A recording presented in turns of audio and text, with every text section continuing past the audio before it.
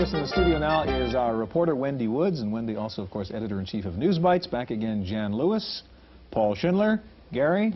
Let's go to Jan. Let's go to Jan directly. Great. We've got some real exciting Macintosh products for Christmas. First one I want to show you is called Mac Recorder. It's a real simple device. It plugs right into the Macintosh, and what it does is it allows you to record. It's got a built-in mic, it's got a space for a mic or a space for a line. You can go directly from your stereo, let's say. You record whatever you want, you then bring it into the computer, you can play it back, or you can apply a variety of different special effects to it and play it back. So it's tremendously fun. I've done a lot of things just recording off of TV, let's say. An audio recorder. It's audio recording, it digitizes it, and gets it into the Macintosh. It's a lot of fun. But it's Mac Recorder. It's from software. How much, do you know? And it's $199. Okay. Real fun product. Another one we want to talk about is called Hyper Animator, and this thing will blow you away.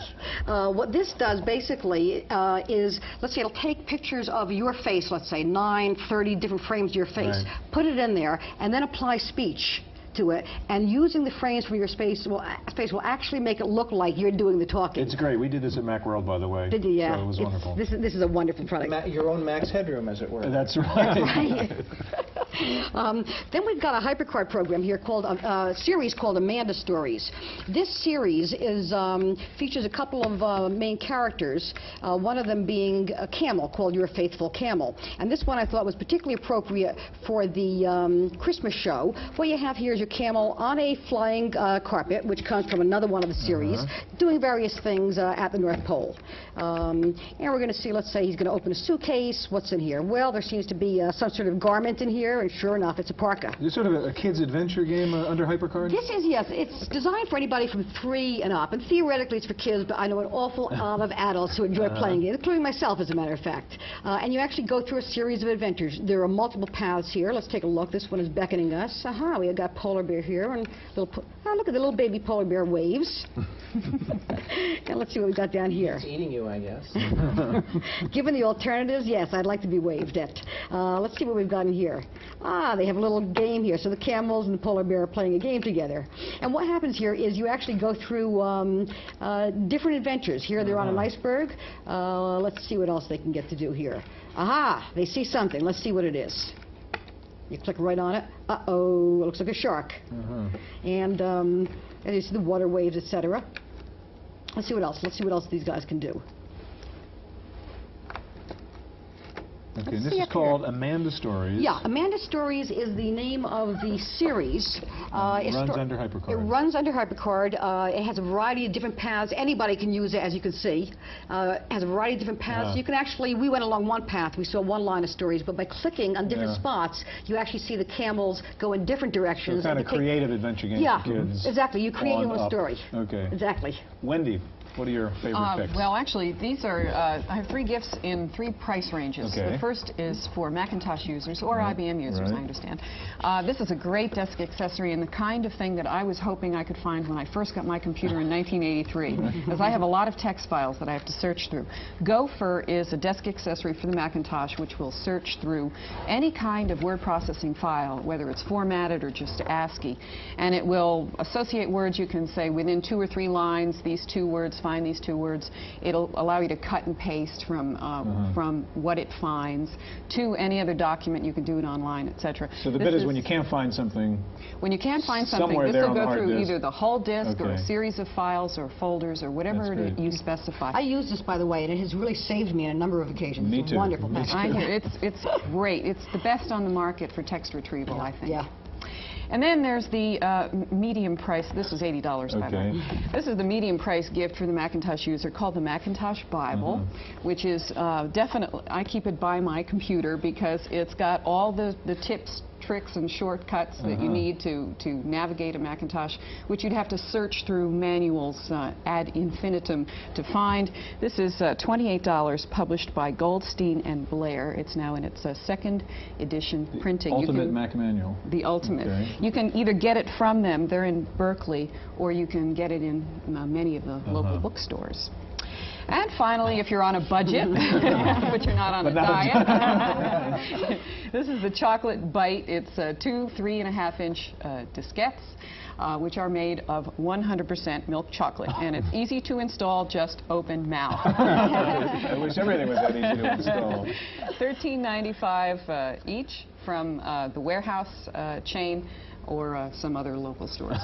And you know, it shows the way the world is going. Last year it was a 5 1/4 inch chocolate, and now it's a 3 1/2 inch chocolate. Paul, what do you have for us? But denser. Well, I've got Crystal Quest, which I am telling you is, now I know you might dispute me on this, one of the most addictive and interesting games now available on the Mac. My 7-year-old daughter, Marlo, is absolutely mad about Crystal Quest, and she really likes it. So very humorous instructions, which we haven't got the time to go through here. I've been playing it all week, trying to get good enough at it to actually show you how things work on it.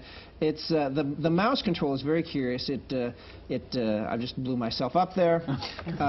What do you do? Part of the demonstration. What's the game about? The game is you're consuming all of these power crystals.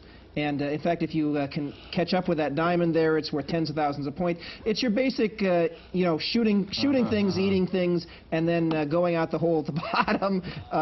Except that, of course, I just wiped myself out. You got to be a kid, Paul. You got to be a kid to play it. Tremendous game.